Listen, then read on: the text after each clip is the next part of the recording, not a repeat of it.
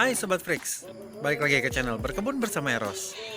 Tadi siang saya lagi ada keperluan pergi ke daerah Mekarsari. Dari Mekarsari itu kemudian saya coba-coba iseng cari tahu, siapa tahu ada kebun stroberi yang dekat-dekat sana.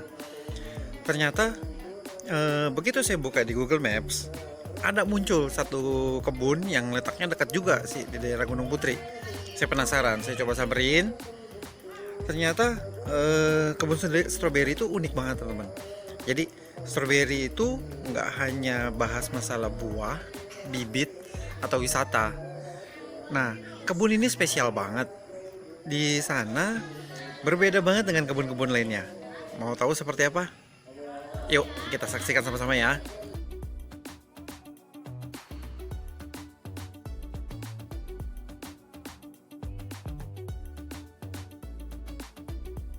Freaks, balik lagi ke channel Berkebun bersama Eros. Hari ini saya lagi jalan-jalan nih teman-teman ke daerah Bogor, nggak jauh dari rumah saya, karena kebetulan lagi iseng aja.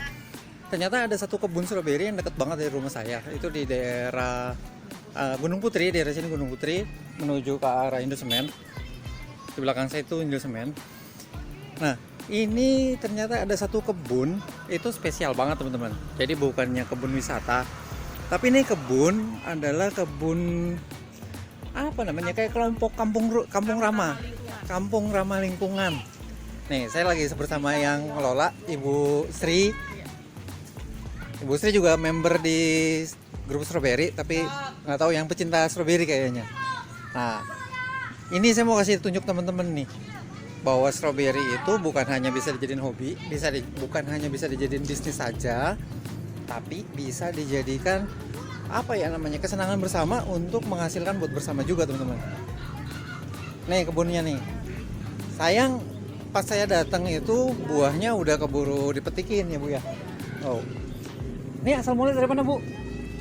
Asal mulanya dari ini, sesama kampung ramah lingkungan aja, kita beli 10 polybag, jadi banyak sekarang. Dari 10 kantong polybag jadi sebanyak ini teman-teman. Ini ada 100 lebih nih kalau saya hitung. Berbunga juga sih. Dan yang uniknya itu, ini adanya di samping rel nih teman-teman. Jadi, dan ini juga, ini tempat pengolahan sampah Bu. Nah ini juga tempat pengolahan sampah. Jadi lingkungan sini tuh benar-benar tertata banget, ramah banget lingkungannya dan asri. Saya tadi keliling-keliling di lingkungan sini, kaget sih. Ternyata masih ada juga loh yang rapi kayak gini. Rencananya untuk apa nih Bu kebun nanti ke depannya? Kalau bisa diperbanyak mah bisa buat wisata, kalau bisa cuma kita masalah dana sih kalau. Oh, jadi ini masih pengembangan. Kalau misalnya dananya cukup, mungkin akan dijadikan tempat wisata. Cuman aksesnya nih teman-teman. Untuk yang kesini, bagi yang nggak tahu jalan naik motor seperti saya tadi, saya jalan itu lumayan tuh. Naiknya lumayan karena itu nyebrang jalan kereta. Itu namanya Jembatan Pelangi. Oh, itu namanya Jembatan Pelangi, Ya, Pak. Jembatan Pelangi. Makanya di sini kebunnya namanya Kebun Stroberi Pelangi. Nah, karena itu jembatannya Jembatan Pelangi. Dan masuk ke situ itu jalanannya di graffiti. Graffitinya bagus banget. Nah, ini keren banget. Ada pesan nggak buat teman-teman? Apa ya pesannya? Boleh main-main ke sini. Buat teman-teman yang lagi punya bibit-bibit bagus, yang rencananya mau disumbangkan, boleh nih teman-teman dikirim ke sini. Itu coba kontak. Nomor kontaknya Bu Sri itu ada di tercantum di Google Maps-nya untuk kebun stroberi Pelangi. Tadi saya juga kontak, nggak taunya yang angkat Bu Sri. Jadi buat teman-teman yang memang punya bibit bagus atau berada sekitar sini, sekitar Gunung Putri, silakan mampir ke sini. Ini siang-siang sih enak nih buat nongkrong.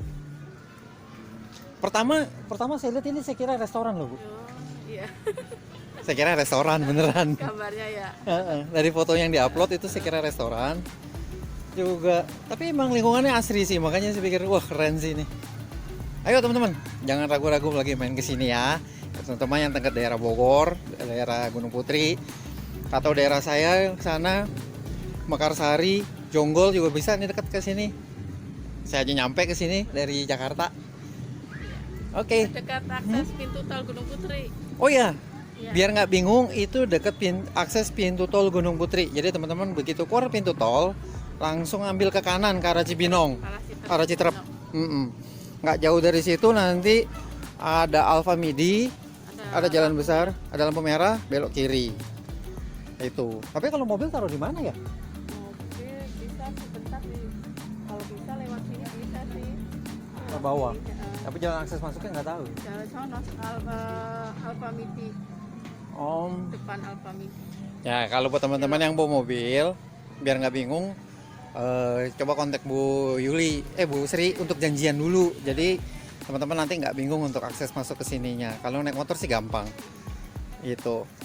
Oke teman-teman, jangan lupa ya, kalau ada bibit bagus yang manis-manis, biar warga sini nikmatin juga, kirimin ke sini.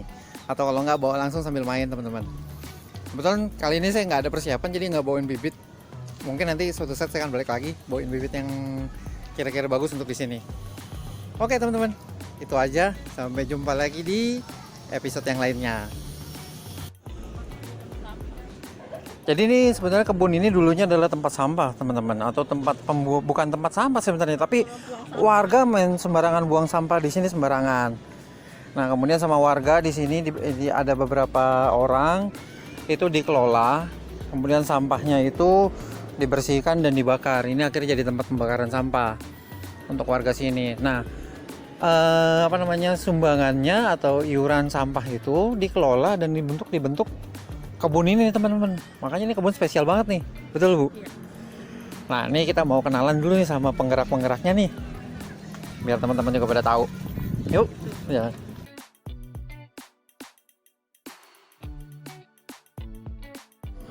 Nah, udah lihat kan ulasan saya tadi tentang di kebun tersebut. Jadi kebun itu namanya adalah kebun stroberi Pelangi. Itu sebenarnya dikelola oleh bukan kelompok sih, tapi itu adalah kampung ramah lingkungan teman-teman. Jadi di satu kampung itu ujung ke ujung itu kompak banget. Jadi setiap RT mewakili setiap RT mempunyai ciri khas sendiri-sendiri.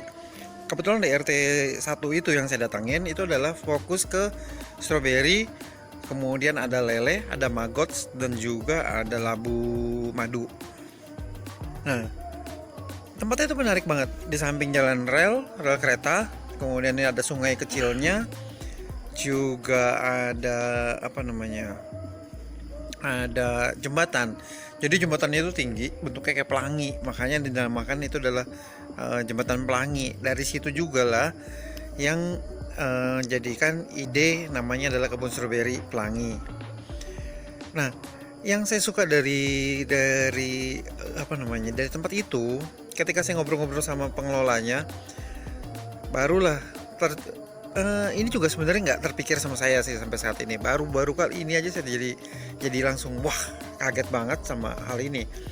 Umumnya kita bahas stroberi itu tentang buah, biji, tentang buah, juga tentang bibit, ya dan wisata ya. Intinya adalah komersil, intinya adalah keuntungan. Tapi begitu ngobrol sama mereka, berbincang sama mereka, dan saya terkejut. Ternyata bagi mereka itu yang terpenting bukan nilai uangnya, tapi adalah investasi masa depan. Investasi masa depan apa itu ternyata? Saya bingung kan. Ternyata ini mulia banget sih. Jadi bagi mereka yang terpenting itu adalah bagaimana menanamkan menanamkan ketertarikan anak-anak kecil terhadap menanam, sehingga nanti dia mau mencoba menanam. Idenya sebenarnya sederhana banget. Kalau tanam cabai, mungkin orang tuanya aja yang suka, orang tuanya aja yang tertarik untuk menggunakan hasilnya. Jadi anak-anak kecil tuh nggak tertarik sama sekali. Nah, kalau ditanamnya tanam stroberi dimulai dengan satu orang, anak kecil nanam dan mulai berbuah, dia bercerita kepada yang teman-teman lainnya, sehingga teman yang lainnya pun meminta untuk menanam juga. Jadi satu kampung itu rame-rame pada nanam stroberi di rumahnya, dan bibitnya itu dari kelompok ini. walaupun namanya sebenarnya kampung ramah lingkungan, tapi sebenarnya kelompok ini punya lebih peranan terhadap yang di stroberinya itu. Saya jadi tertarik untuk membagi bibit ke sana. Mungkin suatu saat saya akan balik lagi, saya akan membawa bibit-bibit yang saya punya yang kira-kira memang udah divalidasi. Jadi juga termasuk untuk memberikan pengetahuan ke mereka. Buat teman-teman juga yang di daerah Bogor atau di daerah sekitar selatan Jakarta yang mau berkunjung, dipersilakan banget. Mereka sangat-sangat terbuka dan sangat-sangat enak kok diajak ngobrolnya dan berbincang. Ya mungkin teman-teman yang punya pengetahuan lebih tentang stroberi bisa berbagi ke mereka, karena jujur sih mereka kayaknya masih belum yang mendalami banget tentang stroberi. Itulah nanti mungkin kita bisa sama-sama untuk kembangin tempat itu, karena tempat itu bukan, balik lagi ya, bukan perorangan, bukan juga perusahaan, tapi tempat itu adalah satu wilayah besar ya, perkampungan yang dulunya dikenal dengan Kampung Kumuh. Jadi kalau orang-orang, teman-teman ada orang yang Bogor zaman dulu yang tahu Gunung Putri, terus juga namanya adalah Pondok Kaleng atau Kampung Kaleng, itu dia terkenal banget dengan sampahnya. Nah, sekali ini mereka berubah dan sampah-sampah itu sekarang udah mulai dihilangkan, udah nggak ada. Tadi saya datang pun udah wangi, nggak ada bau sama sekali, nggak ada bau sampah. Dan yang menarik itu jadi perkampungan itu mulai hijau asri, banyak banget tanaman sana. Nggak ada salahnya juga sih teman-teman untuk datangi tempat itu. Oke teman-teman, itu aja ulasan tentang kebun stroberi Pelangi. Sampai jumpa di tempat wisata kebun stroberi yang lainnya. Dadah.